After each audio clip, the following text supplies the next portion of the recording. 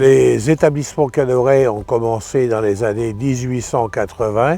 Moi, j'ai commencé dans les années 63. De 30 hectares, on est passé à 200. Et j'ai lancé l'élevage de l'huître creuse dès 72, quand il y a eu un effondrement des élevages de l'huître plate. Et puis donc ça a développé, et Jean-Jacques est venu dans la boutique. Juillet 80. Et il s'est occupé de développer toute la partie commercialisation. Et moi, je m'occupais de la partie production. La surface de production est passée à plus de 200 hectares de parc aujourd'hui. Comme on faisait les huîtres plates à l'époque pour faire les belons, on affine des huîtres qui sont au départ des fines. On les met dans la rivière ici pendant plusieurs mois, 6, 8 mois, 10 mois, suivant ce qu'on va en faire, à différents endroits. Chaque endroit a un côté un peu spécifique, et on fait des super spéciales, donc des perles noires, la lune. Ce sont des huîtres très charnues, très croquantes. On ne voit pas qu'elles poussent beaucoup, mais juste qu'elles deviennent très charnues. Voilà, et avec un goût plus doux qui est lié à la rivière. C'est un peu comme le vin, hein. Le terroir est très important, l'endroit où on va la faire, le temps qu'on va y mettre et le travail qu'on va l'apporter va changer complètement la qualité de l'huître. Hein. Chez Cadoret, on achète tout le naissin, on le sème à Carantec, on le laisse pendant 3 ans, voire 4 ans minimum d'élevage à Carantec. Et ensuite, la partie que l'on a sélectionnée pendant ces 3 ou 4 ans d'élevage pour leur forme, leur qualité, en tout cas esthétique au départ, on les amène dans la rivière du Belon pour essayer d'en faire nos super spéciales qui vont engraisser, qui vont avoir un goût complètement différent dans la rivière.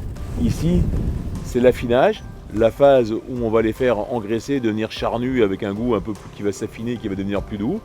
Et après, c'est le site de purification. Toutes les huîtres vont être purifiées dans les bassins d'une façon naturelle. Et après, on prend les commandes tous les jours. On sort les huîtres de l'eau, on les lave, on les conditionne au fur et à mesure en les tapant 2 par 2, en écoutant celles qui sont cloquées, qui font un mauvais bruit que l'on écarte. Après, on les pèse, on vérifie, on met l'étiquette du jour du conditionnement. Le jour, il y a la date du conditionnement, l'heure du conditionnement, toute la traçabilité. Ensuite, on prépare les palettes et on charge les camions et ça part dans le monde entier tous les jours.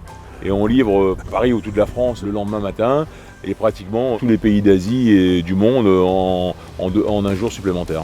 Les nouveaux systèmes d'élevage que l'on a mis pour remplacer les poches, ça bouge tout seul, ça tourne tout seul, il y a besoin de moins de personnes et c'est beaucoup moins physique, donc socialement c'est quand même beaucoup plus facile.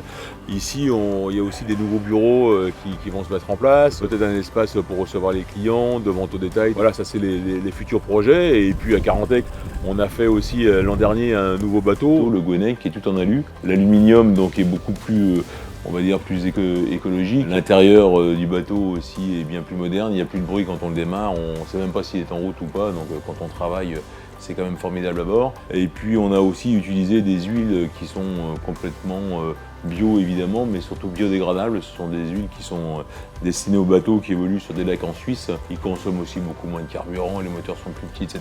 Donc tout ça, ça va dans le bon sens. Et cette année, on va mettre à l'eau, d'ici un mois, un nouveau bateau qui sera à propulsion électrique et qui s'appellera Alexandre. Donc ce sera le premier vrai bateau ostréicole électrique qui sera mis à l'eau. Les véhicules que l'on utilise pour les livraisons, pour le transport, etc. sont de plus en plus électrifiés. Et on utilise aussi beaucoup de choses en matériaux recyclés ou de toute façon recyclables.